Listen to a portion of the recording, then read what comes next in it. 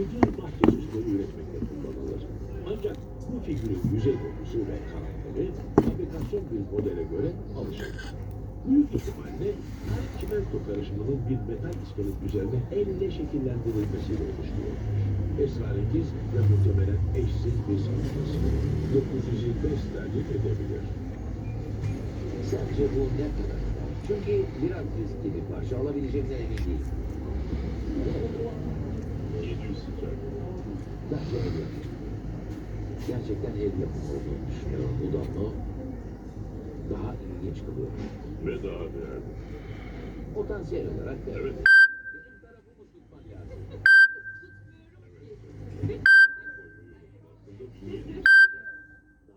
indirim isteyeceğim ama Birlikte izleyelim mi? Onu alıp mağazadan gitsin mi? Ama sen bunları değiştirmiyorsun. Bu numaralar işe yaramaz, tamam mı? Çık dışarı. Dostum, bu DVD ekli çalışmıyor. Evet öyle. Bu çok mantıklı dostum. Bak ne diyeceğim. Bunu evde seyredelim. Çünkü çalışmadı. Volkan severim. Bu lanet seyirde seyredebilseydim onu geri getirmezdim. Evde Neden öyle yapmadım? Çünkü zaten bu gibi çalışmıyor. bir başka bir yok. İyi film. İyi film. Kesinlikle bu adam.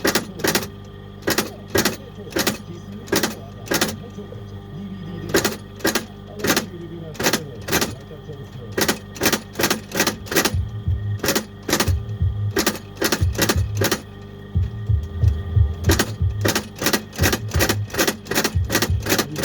bunlar da değil mi? Göz yapıyor musun?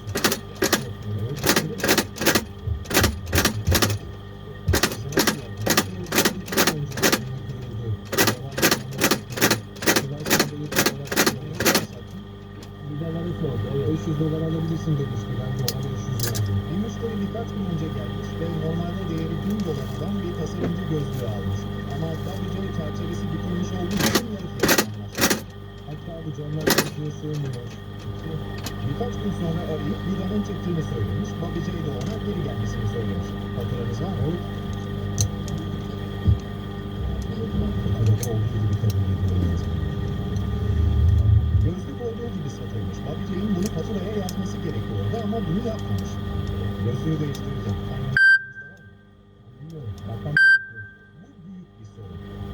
Elimizde ona benzer olan bir var. İsterse bunu da alabilir. Ya da güneş gözlüğü ama yok. Ona başka bir gözlük götürdüm ve bu gözlük az önce adamın getirdiği 500 dolarlık gözlükten çok daha iyi. Çünkü müşteri memnuniyet istiyor.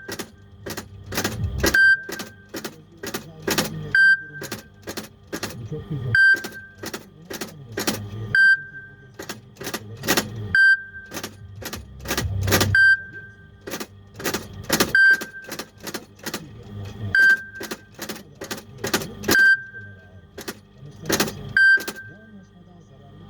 Hoşuma gitti. Sadece 500 dolar yazmışsın.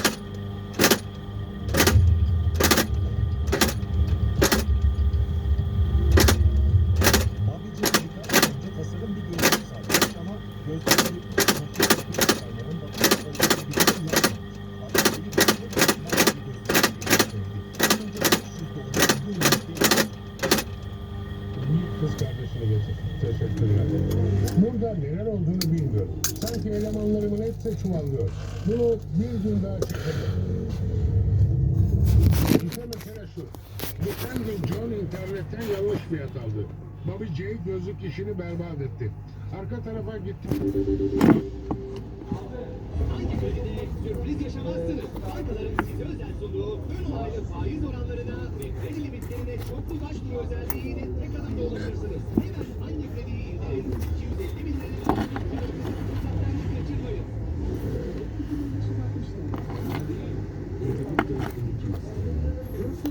nereye bakacağını bildiğinde dolar Trivago yüzlercesi kadar otel fiyatlarına karşılaştırıp %50'ye kadar tasarruf etmenize sağlar. Otel Trivago. Kıyafetlerinizin büyüleyici